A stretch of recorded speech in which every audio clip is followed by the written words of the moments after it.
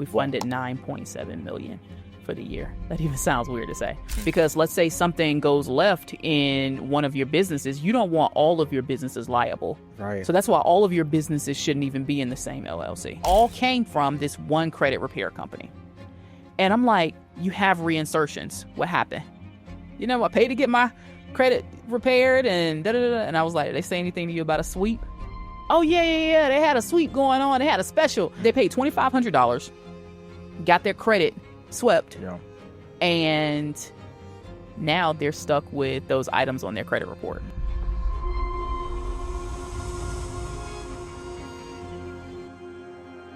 Welcome back, everybody. And today we have an exceptional guest, Mo the Closer. Mo is a trailblazer in the funding space, dedicated to helping small businesses and entrepreneurs, especially real estate investors, gain access to capital for larger property purchases. With her impactful presence across Instagram, YouTube, Facebook, and TikTok, she's changing the game for entrepreneurs everywhere and doing it unapologetically her way.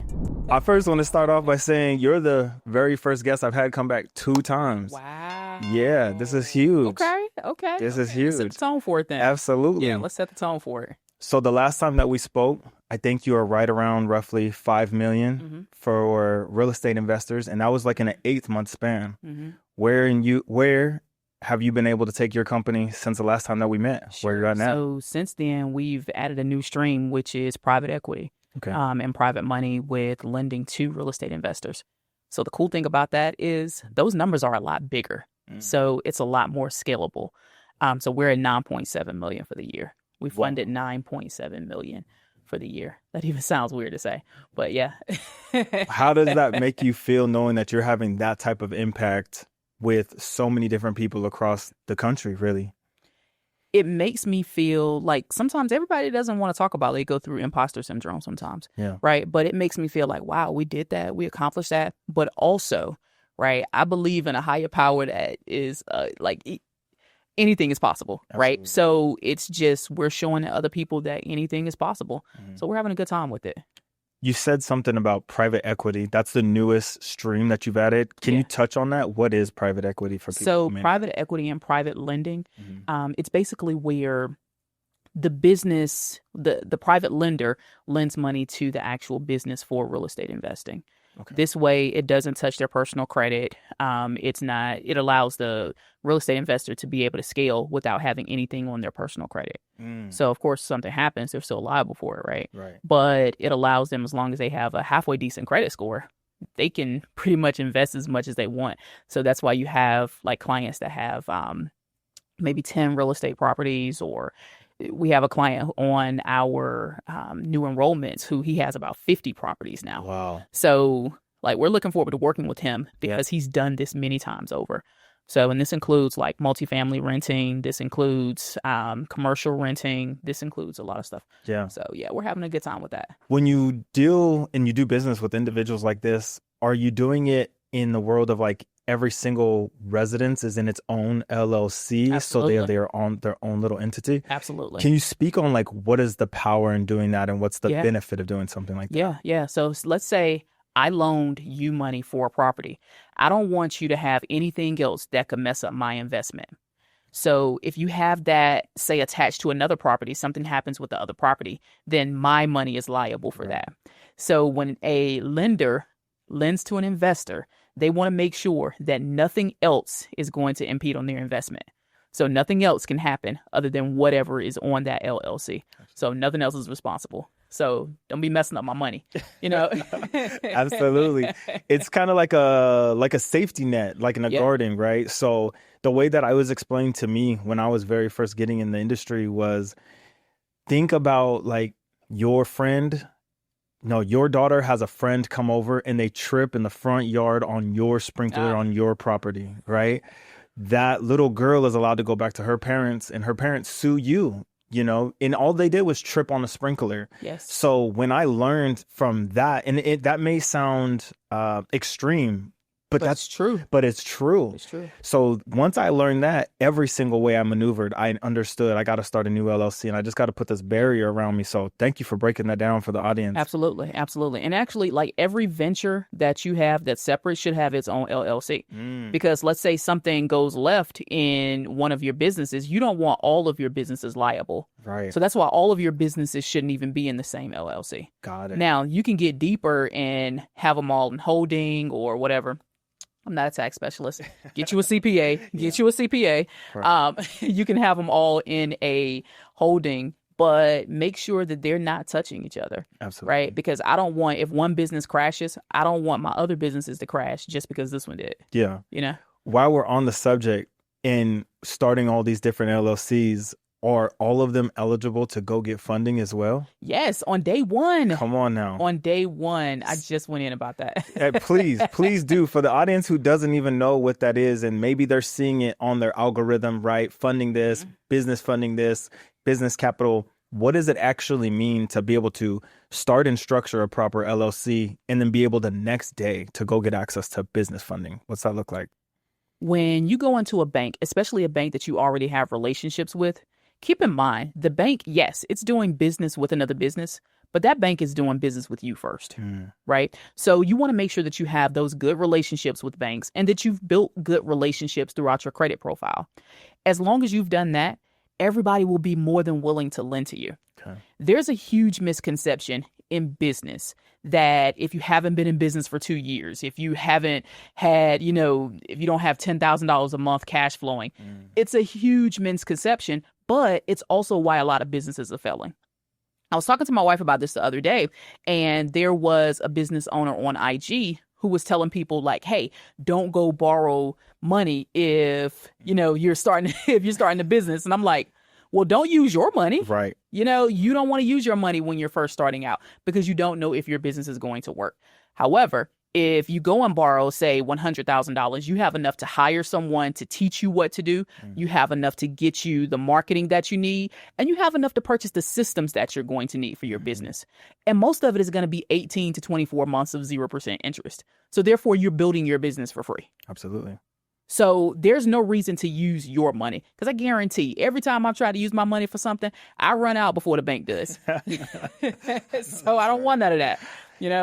So when you're saying go ahead and get your new LLC, structure it properly, and you said it perfectly, I want to make sure this doesn't go over people's head, is start with the banks that you already have relationships with. So you're going in and like you said, get 0% interest business credit cards.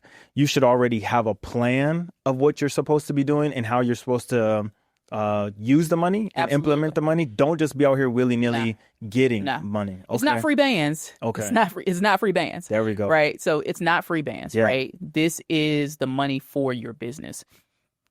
And one of the things that most people don't realize is they have to have a plan for their money, or their money is going to have or their money will have a plan for them. Right. So when you're talking about going into a bank and saying, hey, I need $100,000 for a venture, that bank may not ask you what your business plan is, but you better know by the time you get that card.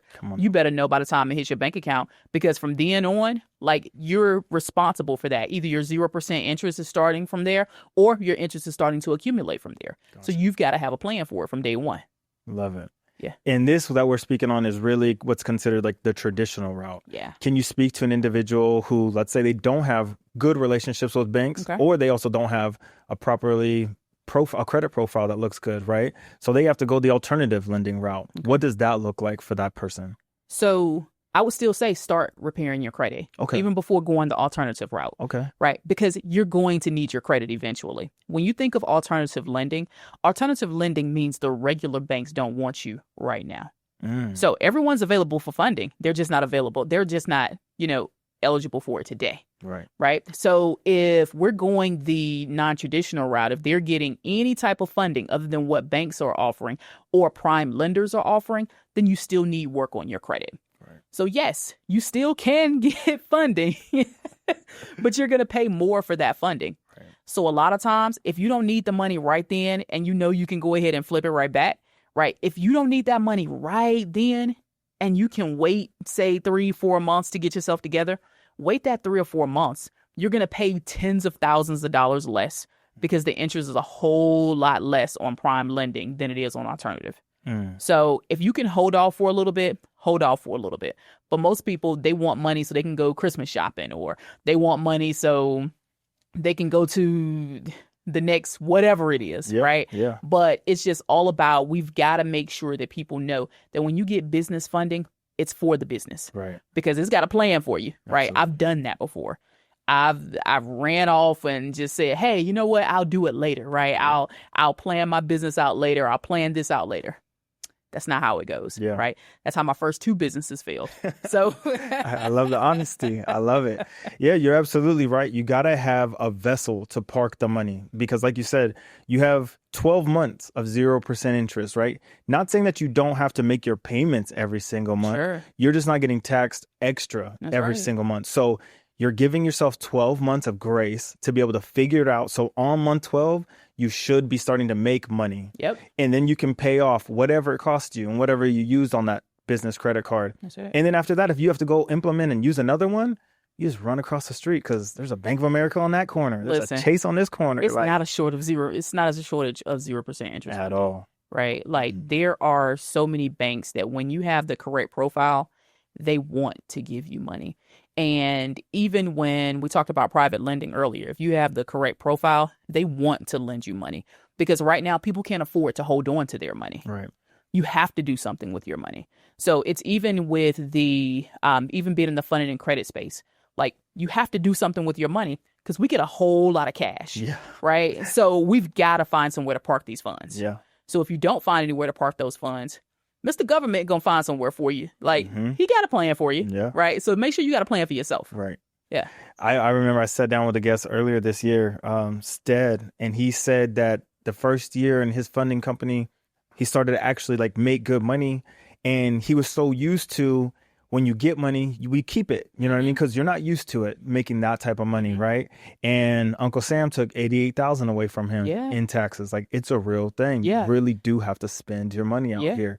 So thank you for sharing that with the audience. Absolutely. I wanted to ask you, so many things have changed right now with Trump back in office and you really being in the niche of real estate investors. What is your thought process on this new 30-year mortgage? Are you a fan of this? Oh, the 50-year mortgage? 50-year. I'm sorry. Yeah, the 50-year mortgage. Are you a fan of this? Are you not a fan of this? Are you meeting people on both sides of the fence? You know what I mean? Like, I'd love to hear your insight and how you feel about this. So there are 2 sides to this coin. Okay. The first side is from a consumer perspective. Okay. The person who can't really afford to get into a home now. Right. While they can't really afford to get into a home now, the difference between their mortgage payment being 30 years and 50 years is only about $250 to $300. Right. Right. So if you don't have an extra $250 to $300, you really shouldn't be in a house anyway. Right. Like, let's be true, you know?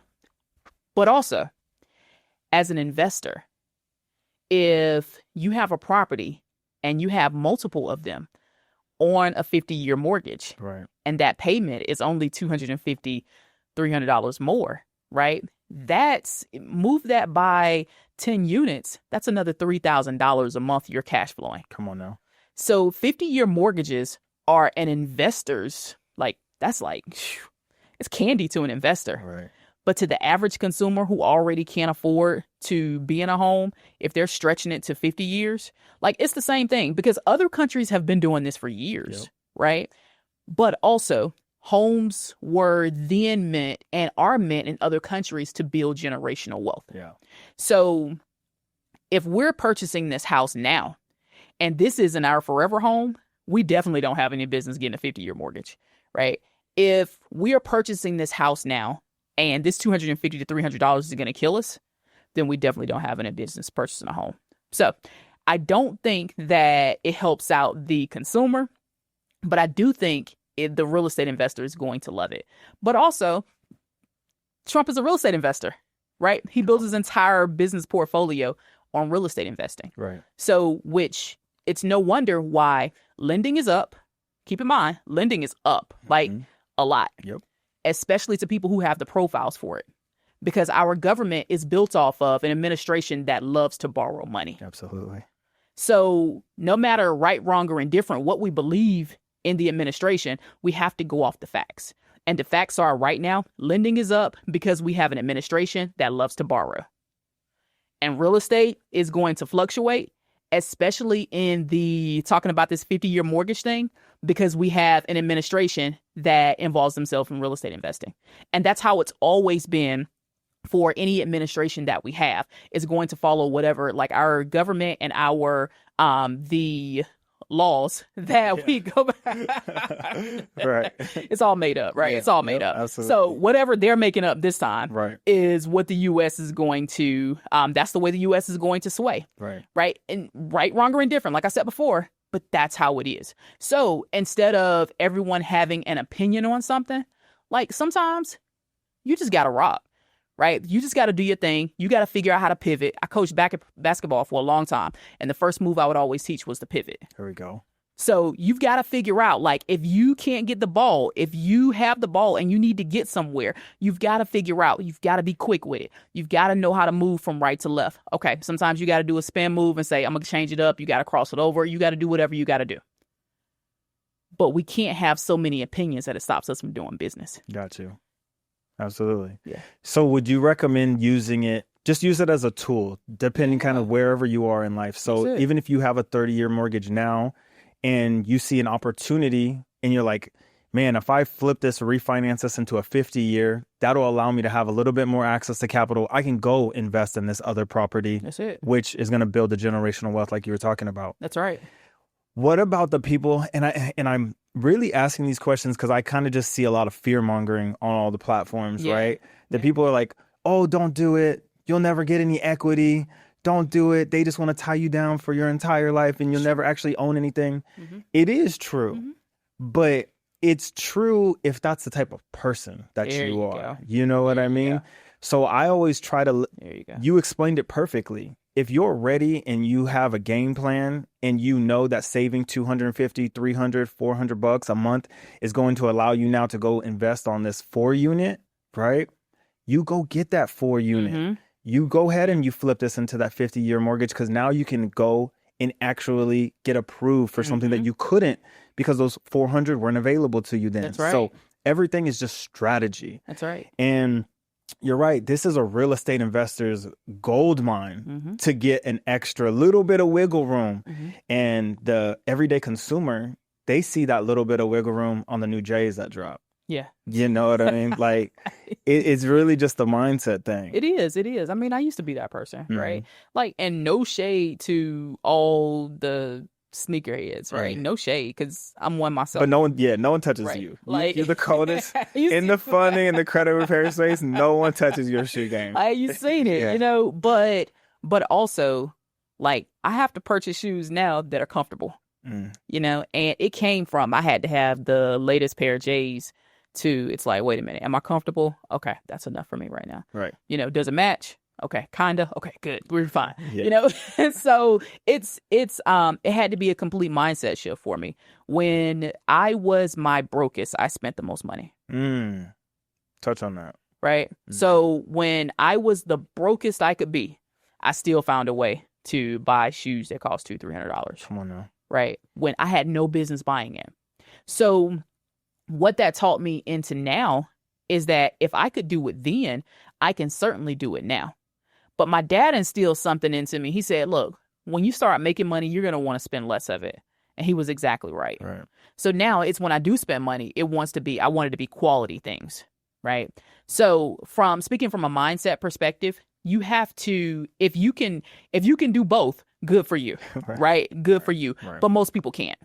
Most people that we see that rush, that are standing in line for the next pair of J's, which by the way are like, I'm gonna go ahead and say it, the quality is trash, right? Like, think about what it used to be when we were growing up.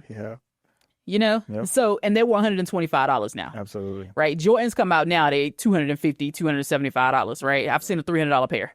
And that's just normal retail. Yeah, I was just about to say, that's not resale. Yeah. So I can't even justify that because they're not comfortable no more. So so it ain't for me.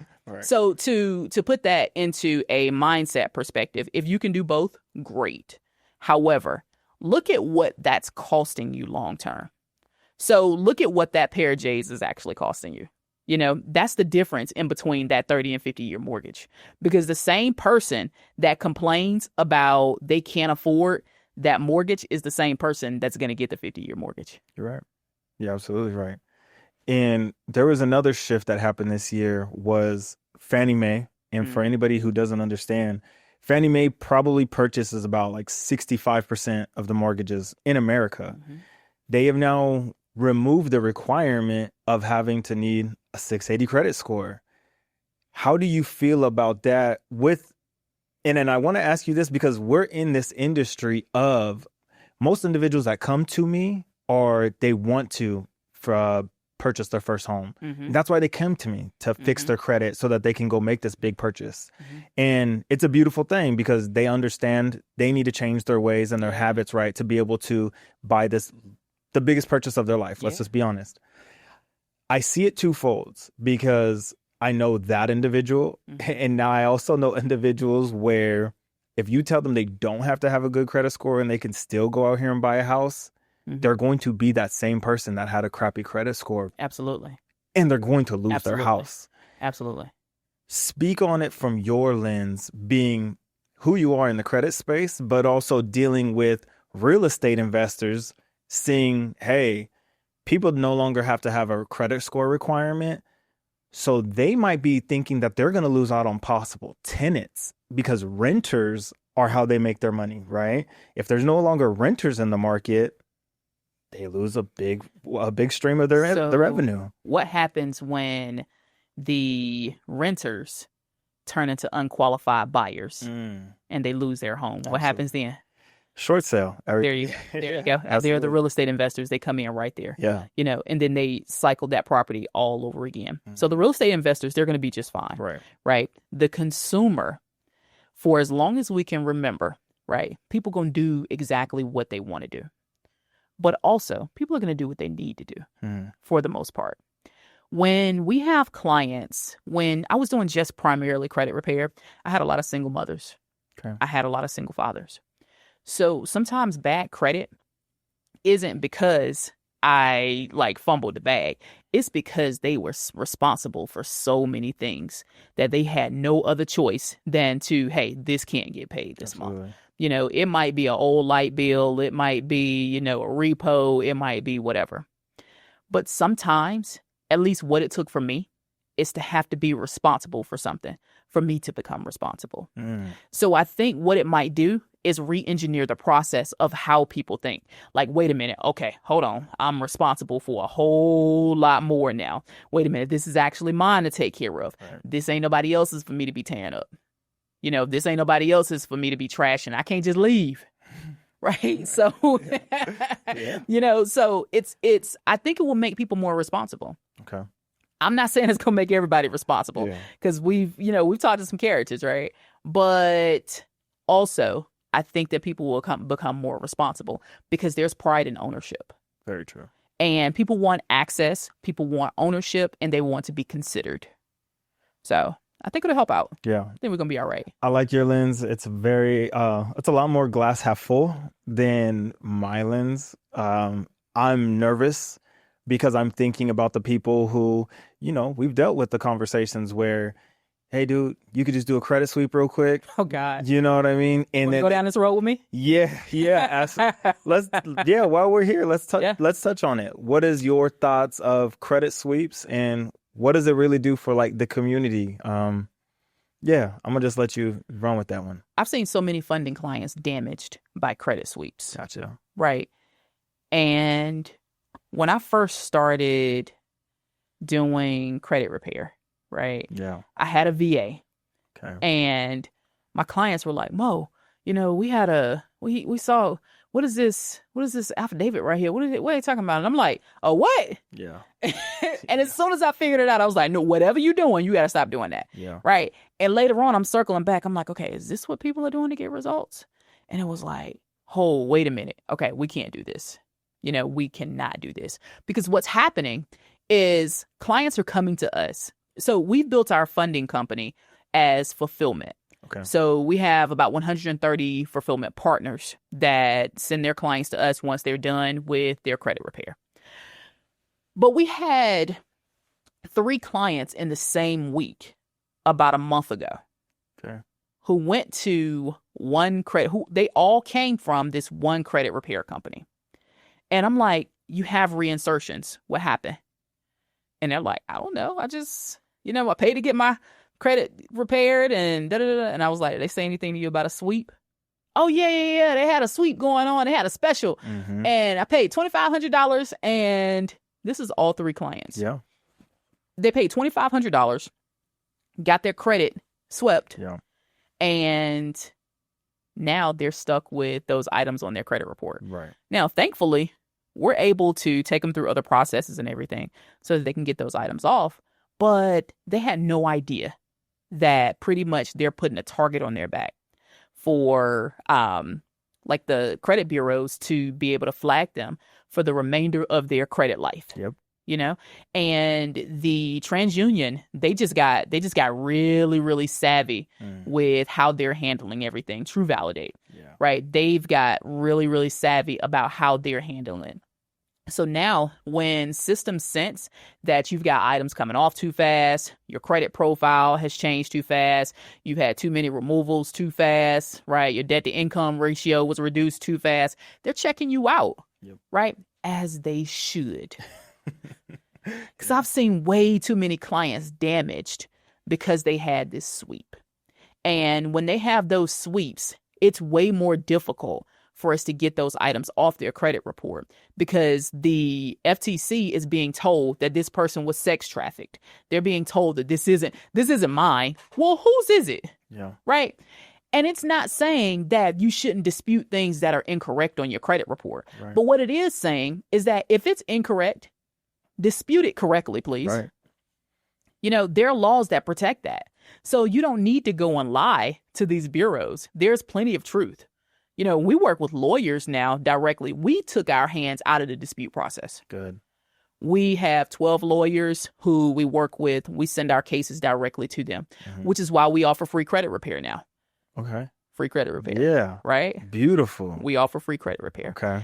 And we offer free credit repair because so many clients had gotten duped and they didn't know it. Gotcha. So many clients come to us and they're 40 and 50 years old with no credit profile. Even the good stuff that was on their credit report, if it had one late payment in 2020, they took the entire account off. And it's like, come on now. Terrible. You're messing up their credit history. Yep. Like they don't have credit history. Imagine being 50 years old with no credit history. And this is a real story. You're a 50-year-old black male with a trucking business that you're trying to grow and you don't have a credit profile anymore.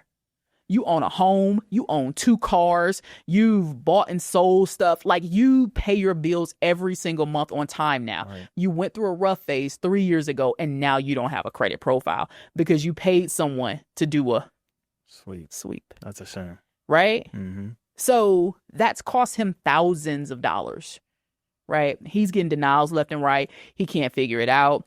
He doesn't know why he can't get approved for anything. And come to find out, it's because he had a sweep. Yeah. He doesn't have a credit profile anymore. And the person did exactly what they promised you that they would do. So you can't go back to them and ask for your money back because they delivered. That's right. You paid for a credit sweep. I gave you a credit sweep. I gave you a credit sweep. The fact that the credit bureaus got hip to it and then hit you with the reinsertion, that has nothing to do with me. I delivered what I was supposed to. You said something really quickly, and I don't want it to go over people's head, but there really was a time period when people were using as a dispute being sex trafficked. Yeah. Like people were really calling in and really writing letters saying I was a part of this sex trafficking. Faking police reports and everything. Yeah. And it got so bad that we have 1 or 2 clients now who went through the same thing, and they actually had pending investigations for them. So they did check into this stuff. Yep. Right. And if you haven't had that, like if that was something you did back in the day and that's what your credit repair company told them, then you should go and check on that. Yeah. Right. Because sooner or later, they're going to catch on. Right. They're going to catch on. And the thing is, it's like all of these sweeps and quick fixes and all of this. By the time you go through all of that trouble, you could have actually went through credit repair. Come on now. You could have actually had a lawyer dispute these things on your behalf. And a lot of times when lawyers are disputing on your behalf, you get settlement money back. So you could have possibly not have paid anything for your credit repair, other than, of course, like monitoring. Right. But then you get money back. Come on. And you don't have to worry about your credit profile being flagged. And you don't have to worry about like having this huge target on your back. You don't have to worry about pending investigations. You don't have to worry about when you go to get funding, someone telling you like, hey, wait a minute, what's this thing that got put back on here? Yep. What's this? You don't have to worry about someone saying, hey, why are you 50 with no credit profile? Absolutely. You know? Yeah. So it's weird. Yeah. It's weird.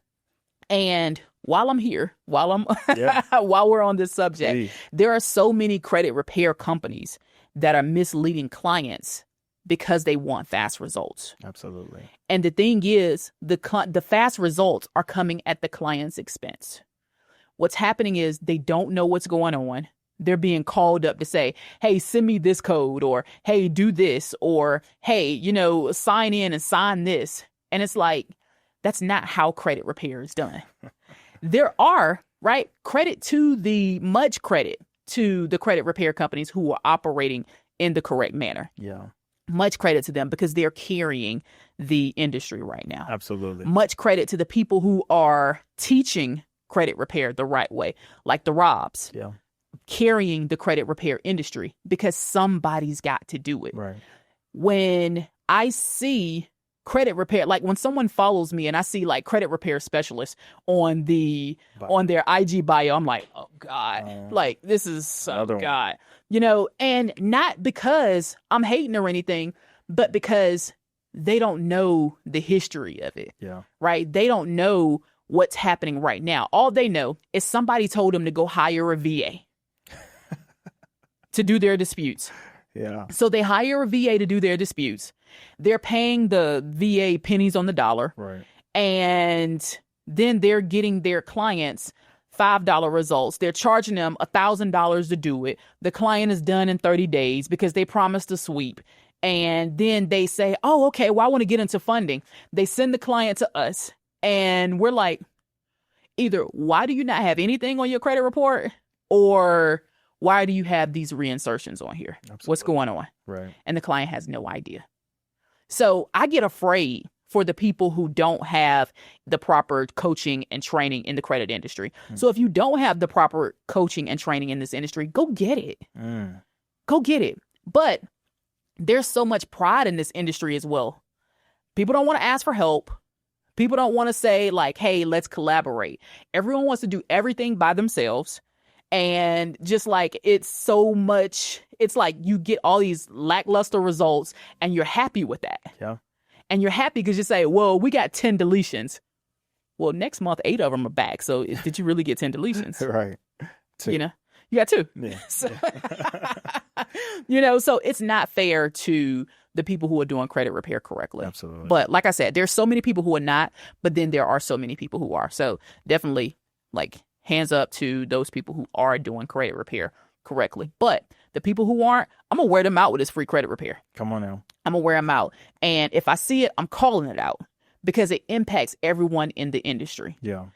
With credit repair being so highly like under a lens. Right now, credit repair is under a lens. It doesn't look that big because most people aren't in this industry. Right. Right. But credit repair is under a lens right now. And if you're not doing it the correct way, you're going to get lost in 2026. Absolutely. It's right? changing. It's changing. Yeah.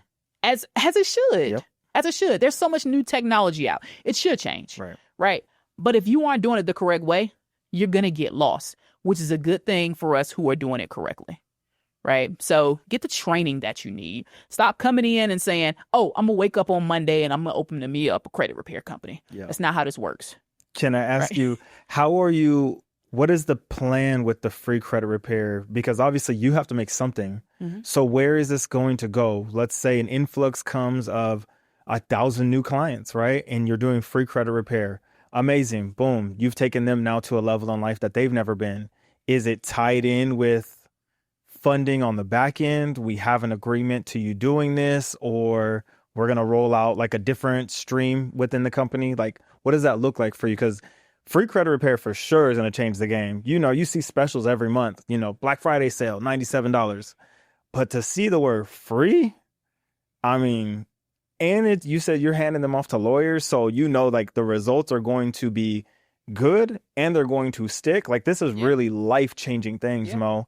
Please, I want you to have a moment. Speak on this. Sure. That's the difference between getting your credit repaired by a lawyer and someone sending in dispute letters for you. When someone sends in dispute letters for you, like, yeah, it might be off your credit. However, you're still liable for that debt. Yeah. If a lawyer disputes that thing, more than likely, you're going to get paid for it. And you don't have to pay it back, right? So nobody can knock on your door and sue you.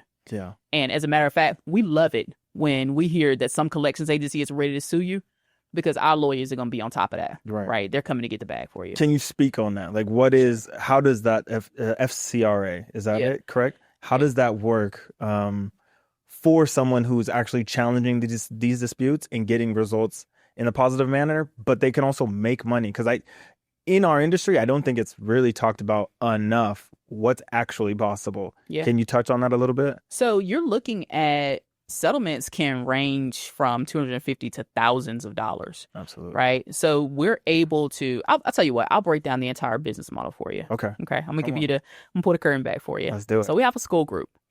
Inside of that school group, and people keep asking, why is the school group free? Educated partners are the best partners. Ooh, I love it. I've spent over $120,000 in the past 2.5 years in education and systems. Investing in yourself. Investing in me. Come on now. Right. So I had to have somewhere to put this. So after I use it and make sure it works, I put it in my group. We have 2 to 3 calls a week. I pour the information into our partners. The reason why I pour the information into our partners is because educated partners have educated clients. Educated clients are the best type of client, right? And it's not even so that we're able to make the most money together, but because they know what they're getting into. Right. Because they know they got to come to the table with a plan. Because they know what's ahead of them, right? Because they're responsible enough to pay for monitoring every month, right? Like something so small. Yeah, no. You know? We're laughing, but it's a real thing. It's a real thing, right? It's a real thing. So we use the community to educate our partners on credit repair, funding.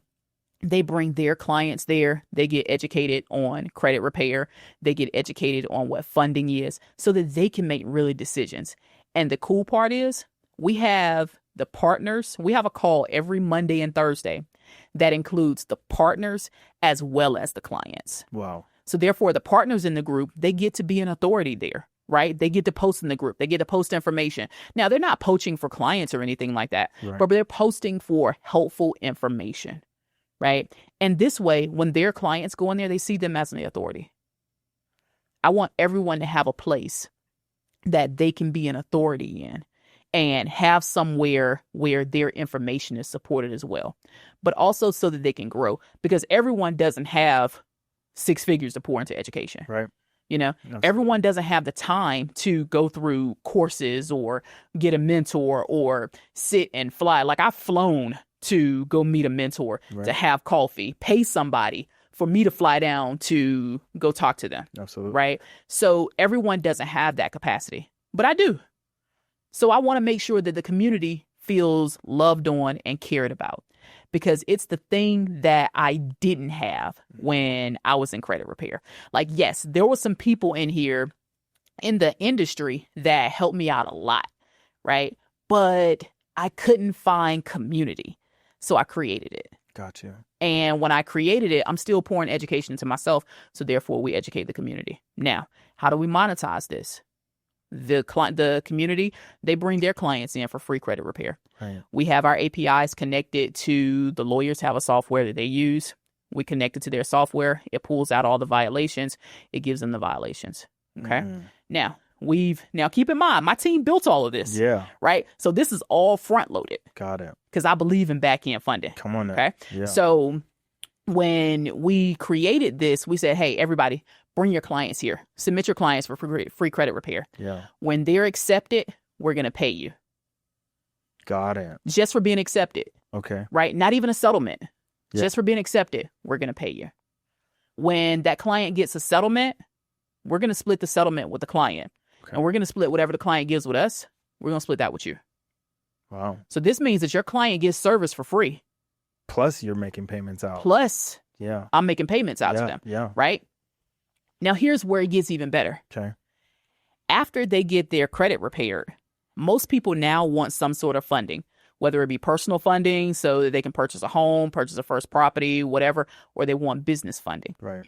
When we get them business funding, then we go ahead and we break you off with the business funding fee, referral fee as well. Got it. Okay. So off one client, you've got about 4 ways that you can make money. Absolutely. And I've always it's really risky putting the eggs in the basket on the back end. But if litigation or arbitration, there's so much money left on the table. You're right. There's so much money left on the table because clients don't know that instead of paying $2,500, $3,000 for credit repair, you can get back that money. Right. Right. Mm-hmm. And the only thing you're taking care of is your monitoring. Absolutely. Right. And that's just so they can see it. So I want to take off the stigma. Now, keep in mind, this is coming from the person who a few months ago, I'm sending out $2,500, $3,000 invoices for credit repair. Absolutely. Right. Yeah. Until I saw enough saying, okay, all right, let's see, let's try. Yeah. So I started sending more clients, right? Sending more clients. And the more clients that I see that win, I'm shorting myself. I'm shorting myself by charging them up front. And it doesn't give them a chance to build trust because most of our clients had already been through credit repair first. Because remember, these are clients who they've been done wrong by the sweeps. Yeah. And they don't know that they're sweeps. All they know is they had credit repair, but some of the stuff came back on is what we hear. Right. Yeah. So it gives a chance to be able to build some camaraderie with the clients. Absolutely. Right. We're in this together. We're in this as a team because I haven't charged you for anything. Right. Right. Yeah. So you don't really have any expectations for us. I'm not giving you any timelines because I don't know how long it's going to take. Now, generally, it only takes a little while. Right. It doesn't take months and like that. Right. Yeah. It doesn't take that long. But we're not making any promises. We're not making any timelines. We're saying, look, get credit monitoring. We're going to send this to our lawyers and we'll see what we can do. Wow. Easy as that. Nobody has ever been that honest with them, though. Right. Nobody. They've said, yeah, we can promise you the star, the suns, the moons, and we're going to reduce your debt. And we're going to take off all the negative items on your credit report and whatever, right? We're going to clean your credit report like ginger ale cleans out a cold. Yeah. You know? Right. So now clients have something that they can believe in. Nobody promised me anything. They just said they would try. Yeah. I love it. I love it. I love the fact of the matter of, one, not over-promising, right? Not that I can't deliver. Mm-hmm. I just don't want to sell you this dream of in 60 days, in 90 days, you're going to be able to purchase a house and you're going to be able to purchase a Lamborghini. When you couldn't go to walk into Daniel's Jewelers and get a line of credit for a chain. You know what I mean? So, one, I love that. I want to talk on the school community, though. How I was picturing it is it kind of like giving people the opportunity to be a talking head on YouTube, but actually in a confined space with proper information. Because you can go in the YouTube rabbit hole, right? And anybody that's sitting in front of a car, basically, or sitting on a beach with their laptop, you're going to think, wow, that's the life I want to live. I have to take their word as bond, right? They don't know nothing. Or they know one trick. They know one play that worked one time. And that's what they're preaching to the moon about. Yeah. So I feel like your community gives the proper channel for the correct information to be like filtered through and kind of be it, like you said, an authority, but a talking head where people are also getting like a checks and balances, right? And if you say something that may be true for 3 months, but now because YouTube got to it, right? And everybody's burned up Truist business credit, and now you can only get a line for $2,500. Like, we're not posting that no more. Yeah, because that's no longer the play. That's right. You know what I mean? Is that kind of how you want this community to feel? Like that's how I felt it when you were describing it. It is. It is. It's a community where we get to go and validate each other's information. Powerful. Right? Yeah. Because that's important. I don't want anybody taking my information for face value. Yeah. Go look at it yourself. Right. Like, that's because that's what I did. Right? When I get information and training, I check it out for me. And if there are 10 other people who are validating the same thing because they tried it, then that's a winner. There we go. That's a winner. So in the community, when we're having these calls and we've got 20, 30 people on each call, which is great for this industry, for everybody to be in one place, 20, 30 people to be on a call, then one special thing to recognize is that everybody has something different to bring to the table. So the calls are so powerful because even if we're teaching the same information, we're able to give a different perspective of it. Wow. So whereas something may be a little different from my client's perspective, your clients may have had a different experience. Absolutely. Right. So we're able to talk from two different sides of the coin. We're talking about the same thing. Right. Right. But we're able to give two different live cases, which is great for when we're teaching our clients. Absolutely. So we're not coming from, I heard this from a guy on YouTube who may or may not know what's working now. Right. No, you're right. And it's really a big thing, especially for you and me. Like, we're on two different coasts. So regionally, working with different institutions, Absolutely. I need your data points, right? Absolutely. When you do the same things with your clients and then I go do the same things with my clients and they pull from different bureaus. Yeah. You know what I mean? Yeah. That information is very, very important. So being able to have this opportunity to connect with other people who care, right, and share proper data points, it's only going to elevate the industry and then bring up the people that are trying to do better for themselves. So, That's right. man, that's super powerful and inspiring. And I do want to touch on it because the industry does get such like this black eye because of this within itself, right? Everyone gets to jump on their phone and post a video and they have a chain, they have a car, they have something, and it goes viral. Yeah. And now that person is the new head honcho in the space. Yeah. And we never even seen this person. Never even seen this person before. And we know. Yeah. And I could tell, I could nitpick what they're saying and be like, no, up one side and down the other. But it's just the way that our industry works. But also, we know these people in real life. Come on now.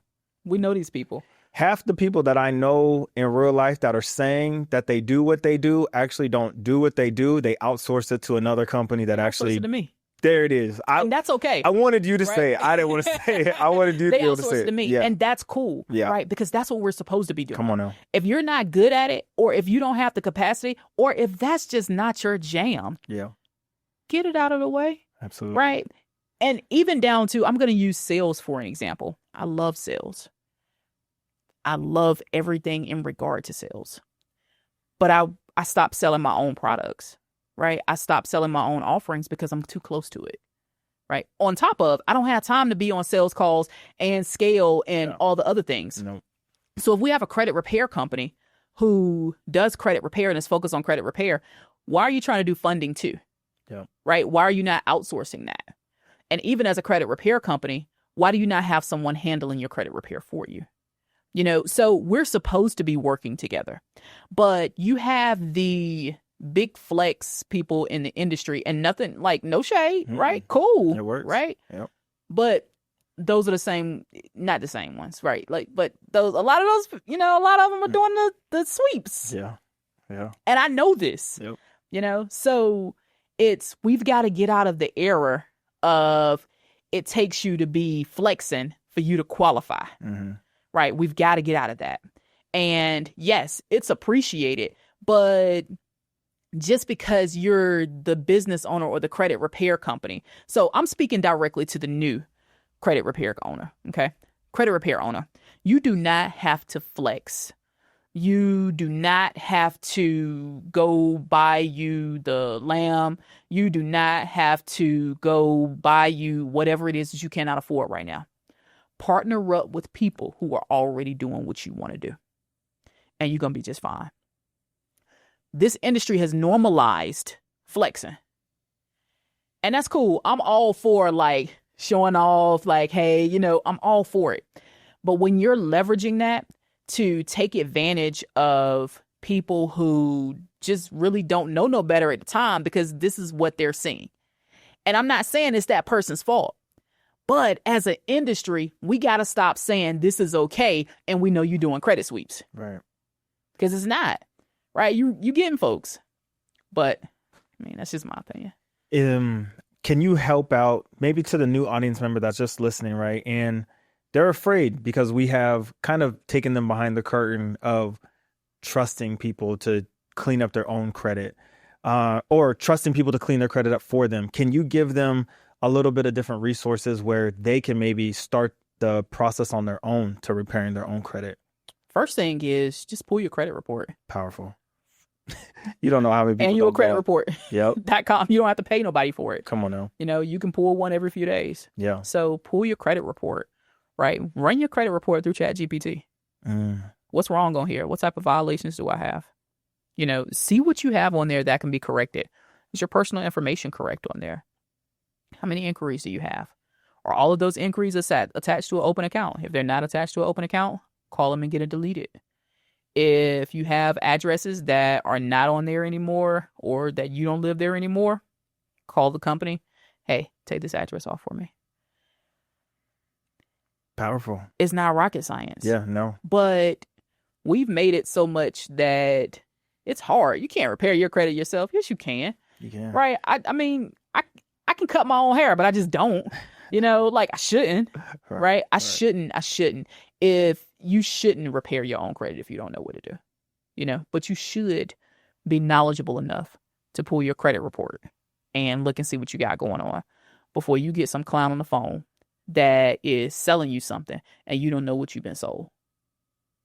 100%. So you need to be able to have the conversation with the credit repair company. Yeah. And when they tell you this is what we're going to try and challenge, this is what we're going to try to dispute, you know what you're looking at. It may look like gibberish, right? Because it's the first time.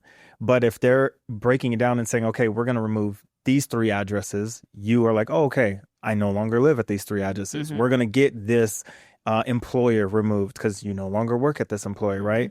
You have 2 different birth dates. Let's correct it. Let's get the one birth date. You have one name of your first name, your last name, and then a junior. One of you with your mom's middle name mixed up in there. Yep. One of you and your brother hyphenated with another last name. Like, those are real things. Absolutely. And those things are what ruins a credit profile. So having that conversation and be able to have an understanding with the credit repair company, like, this is what we're going to go after. These are the challenges and these are the things we're going to dispute. It's a powerful insight. And you're right. You feel more confident, and that's where you build that trust, right? Yeah. But it starts with you. Again, like kind of like what we were talking about earlier with people and having the understanding of 30-year mortgage loan, 50-year mortgage loan. You need to take the time and invest in yourself. You don't maybe know how to spend $125,000 like you did, right? But take the time because it's you and it's important. So it should be important to you. You know what I mean? It's yours. Absolutely. Yeah, it's yours. Just being able to say, I feel confident because I paid this guy $100 this month to go challenge everything negative on my credit report. To me, I wouldn't be able to sleep at night and just be like, oh yeah, I just trusted this guy. You trusted this guy with your driver's license, your social, utility bill. Like, you don't know him. You don't know him. Just because you gave him $97, you trust him. Check this out. Come on now. So we have our clients come in a school group first. Like, don't just be signing up with us. Yeah. Come in a school group, see what we're about. If you haven't seen an ad by now, then come in and see what you're signing up for. Right. Educated clients are the best clients, you know? So if we've been on a call or you saw it on an ad and you got redirected to the school group, come on in, check it out, get on a call, see the people actually know what they're talking about. Because we are too far into where we want people to pay us before we provide them any value. And credit repair has been around so long that people take that for granted, you know, and clients, it's so predatory to a client. So the client says, I just got on the phone with you and you're telling me you're going to fix my credit for, $1,500. Yeah, that's what I said. Yeah. You have no value to give that client right now. Absolutely. Right? None. Like, yeah, you can say, okay, well, we come up with a funding plan for you, or we have a credit repair, to-do list, checklist. This is what we're going to do to get you where, but they've heard all that before. Yep. Right? So let's try a different approach. So the first thing is, let's get you in the school group. Let's give you a little bit of information. So for new CROs, like, get in the school group. Get in a group where that client can have information so that they're not calling you. They understand exactly what's going on. They understand exactly what you're telling them when you tell them that you're going to dispute the late payment that they had in 2023 that doesn't match the others. Okay. Right? So, and then, we're not even going to talk about like getting student loans and people who just want the student loans removed, but it's the oldest thing on your credit report. Powerful. But you still have to pay it. Yeah. Even if it's off your credit. Yep. So it's like they're not listening to that part. Absolutely. So it's too much demanding some payments up front when you haven't provided any value. Yeah. So, just decide to switch it up a little bit. You're definitely going to shake up the industry. There's going to be some people that are going to come at you that are going to be pissed off. Good. Some heavy hitters in the space too, because you are definitely going to make some waves and ripples with this. I'm excited. Yeah, good. And it's not too, this isn't designed to make waves. This is designed to increase transparency in the industry, right? This is designed to make sure that clients are getting the best that we got to offer them. Right. If you're doing credit repair correctly, go for it. As a matter of fact, how can I be of service to you? Yeah. Right? How can my team help you out? But if you're one of the ones with the sweeps and that's the only trick you got in your pocket, no, we don't need you here. Right. We don't need you here. So it's all good. Can we build out like a timeline? What does it look like from first interaction with your company to getting a clean credit profile to now getting a properly structured business and access to capital? So getting business funding, let's build out for new audience members. What does a realistic timeline? Obviously, we know everybody's profile is different, right? Sure. So everybody's profile is different, but the average is around 4 to 6 months. That's beautiful. To be able to change your entire life on your personal side, on your credit profile, plus to walk away with a fully structured business and have access to capital to go unleash in the world. Absolutely. Change your whole life 4 to 6 months. And have the training to be able to know how to talk to banks. Come on. To know your banker, to know where you're going to put this money, to, if you're working on a real estate deal, you're partner with someone already who has already done multiple deals. Okay. To, exactly what to do with your money. You know how to set yourself up. You know what bank accounts you need. You know what credit cards you need. You know what rewards you're going to need. You know all of this already. You know where every dollar you got is going. So you're educated when you get money. I love it. Versus just dropping some money in your lap. Right. Are you mostly working with people who are interested in the real estate investor? Okay. Yeah. So if a different clientele comes to you, do you shy them away? Do you still help them or send them somewhere else? Okay. We still help them. Yeah. There are so many partners inside of the group.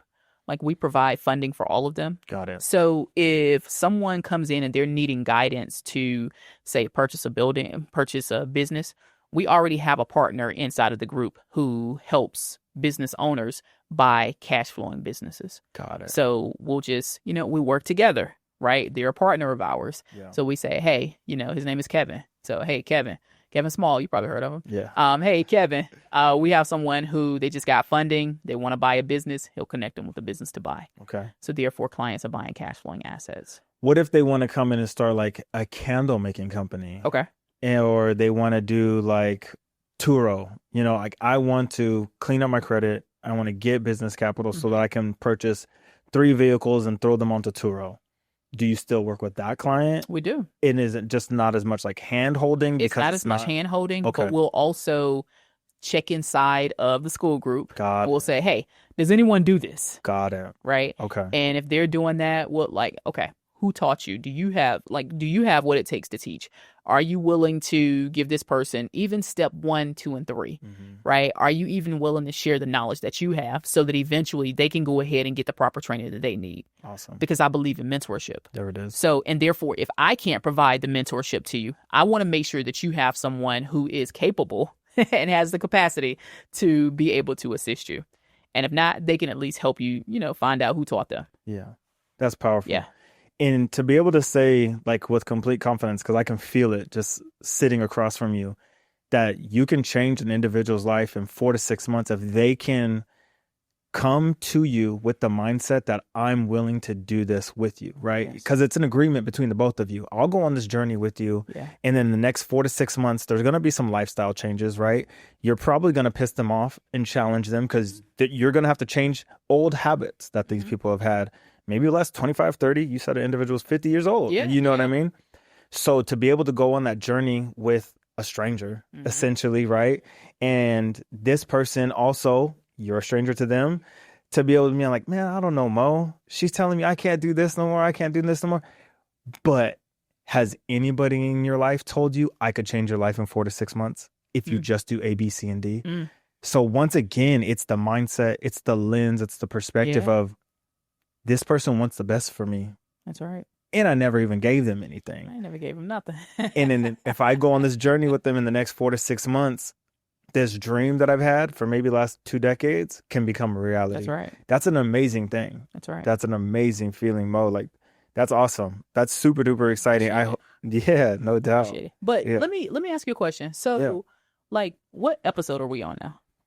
I think we're probably on like 15, 20. Wow. Yeah. Oh, congratulations. Thank you. How are you doing? With this? Yeah. Yeah, I'm loving it. To be honest with you, I'm still having fun with it. I am active in it every single day. Okay. Yeah. Good. I am finding the people that I want to have conversations with that I think are going to be beneficial to any walk of life. Yeah. And that's really why I started this whole thing. Okay. So I want to have good conversations with people that I think could help anyone out there with whatever they're going through or trying to get into. And then really, I would say the biggest hiccup is really schedule. Everybody is busy.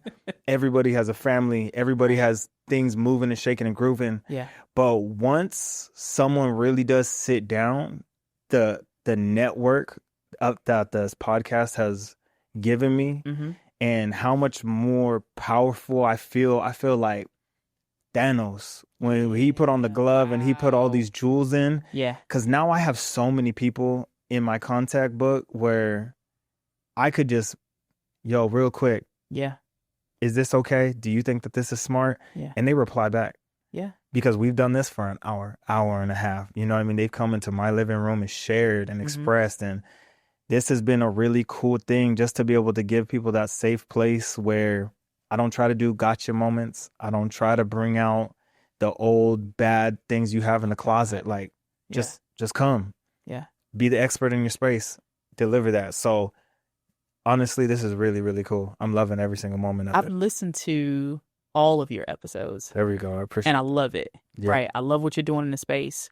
And I'm like, wow, you've got all these episodes and they look great, by the way. Like the setup is great. Yeah. The lighting is great. The cameras are awesome. The sound is crisp. Like, I love it. And then I'm like, how are you managing all of this? Because the scheduling of it, even when I'm doing my bi-weekly, like the classes twice a week, even doing that, it's a lot, right? It requires a lot of you. So while this is requiring a lot of you, like, how are you managing all of this? Like family, your dad, your husband, like, how are you managing? Yeah. Wow. Great question. I would have to say as best I can right now. Because this is new. Yeah. So this is new for my wife. Yeah. This is new for my daughter. They're loving it too because they see the joy it brings out in me. And they get to, I'm not going to lie, my daughter likes going on YouTube.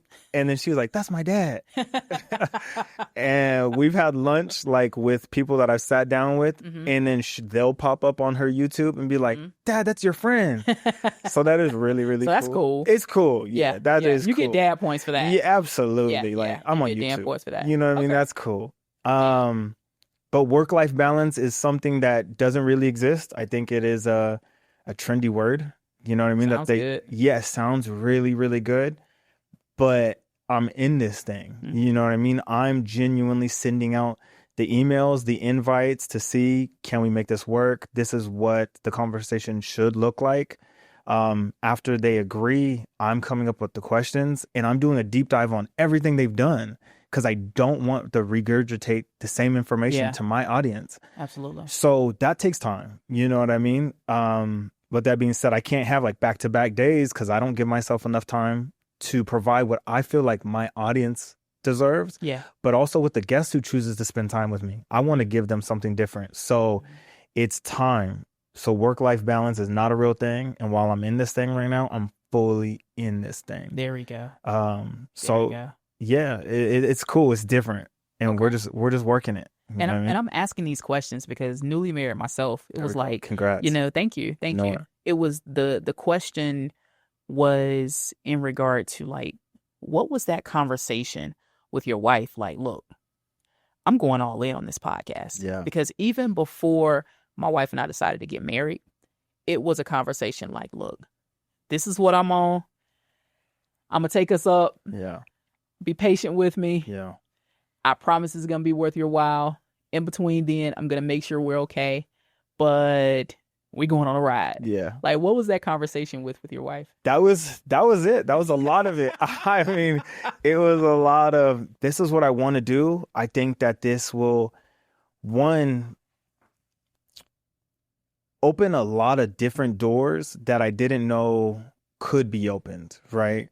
And I wanted to be an authority in my own space of what we're doing. I wanted to build up my own credibility.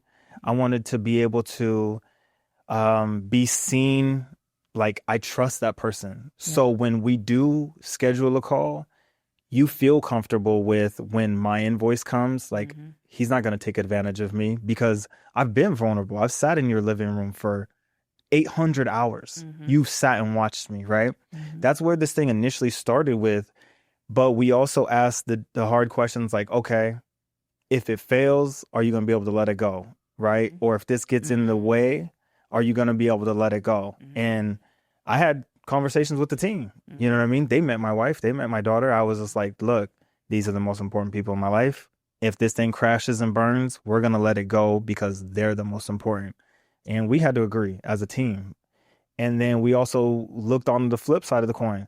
If this thing takes off and Jake Paul or Logan Paul is like, I want to sit down with you, or you know what I mean, come to Romania because we get Andrew Tate, the whole team was like, we're going to Romania. And wifey was like, I want to go to Romania. I was like, okay, cool.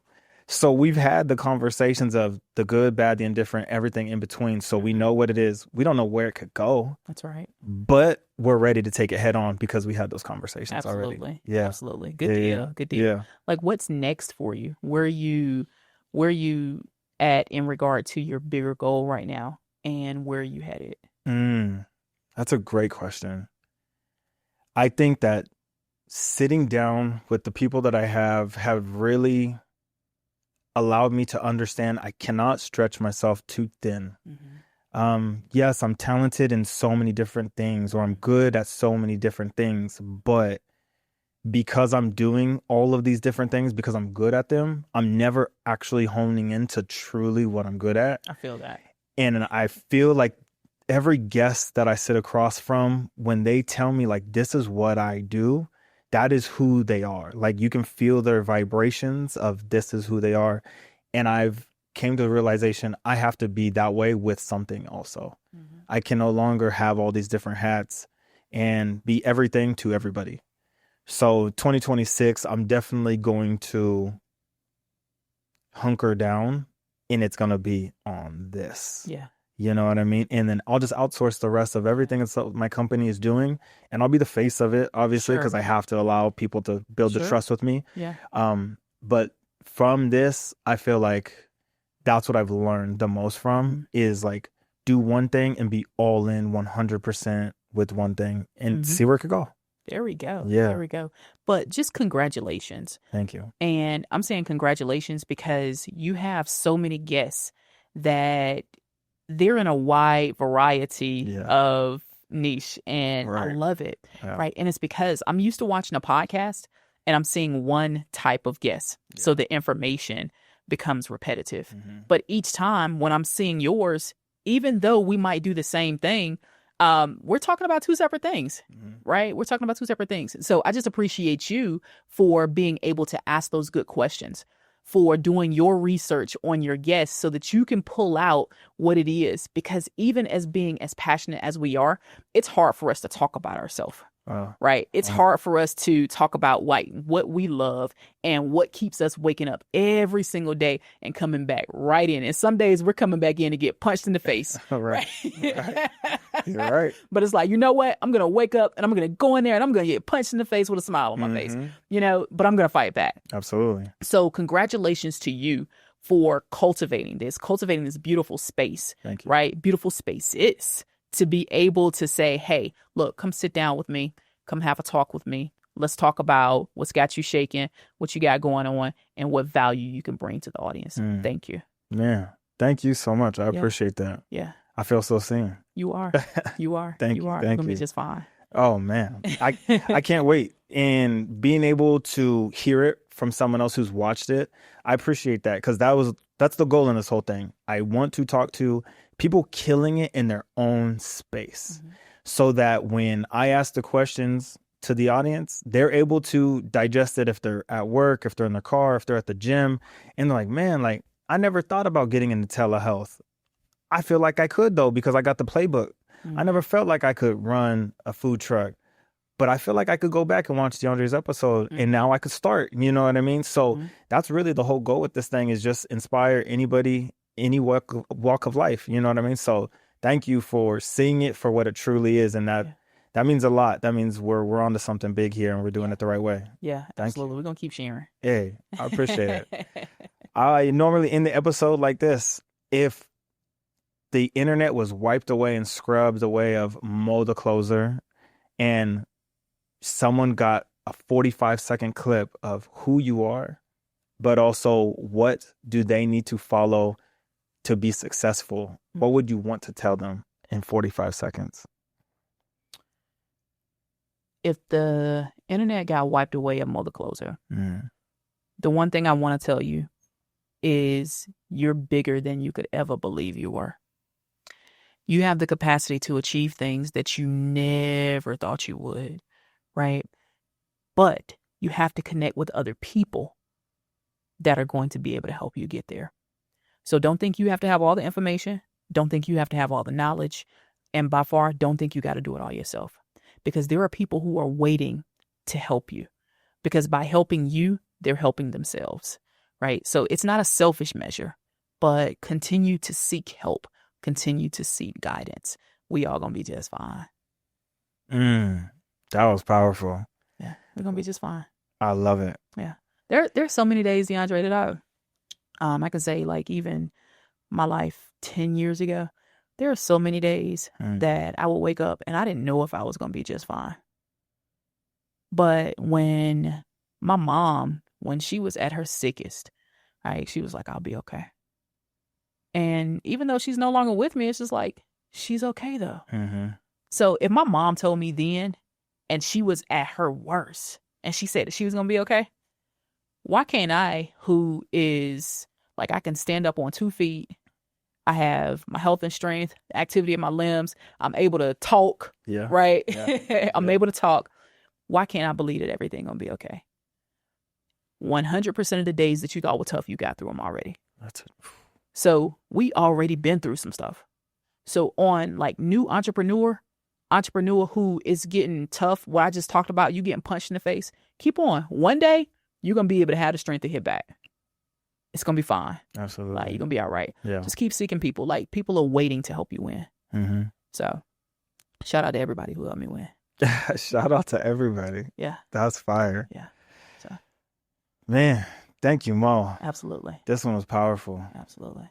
With that being said, like our guest has been really touching on, when you have a great idea, I want you to take that risk and double down on yourself. When you think that there is no more things that you can do, there's more that you can do, and double down on yourself. If your family doesn't have your back, if your friends don't believe in the vision, that's okay, because the vision was given to you. It's not for them to understand it. So you go ahead and you double down on yourself. I promise you, taking the risk in you is the greatest risk you could ever take. And that's today's episode.